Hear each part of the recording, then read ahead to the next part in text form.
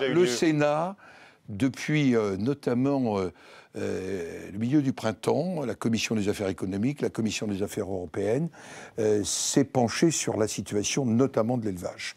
Il faut bien mesurer les chiffres. Qui accepterait? Producteurs de viande, moins 14% de revenus en un an. Viande bovine.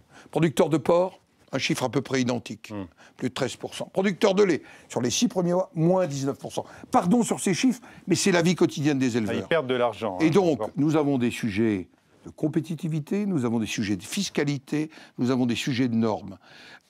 Qu'est-ce que Et une décision prise conjointement par les organisations agricoles et le ministre pour jouer sur le réseau de la distribution, pour requalifier les prix, il y a 3 semaines, n'a eu aucun effet. Mais au contraire, la FNSEA s'était félicitée.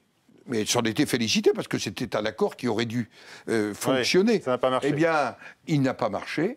Donc, il faut que nous rassemblions, bien sûr, la FNSEA, bien sûr, les acteurs de la filière, bien sûr, les distributeurs, et que nous posions un certain nombre de questions.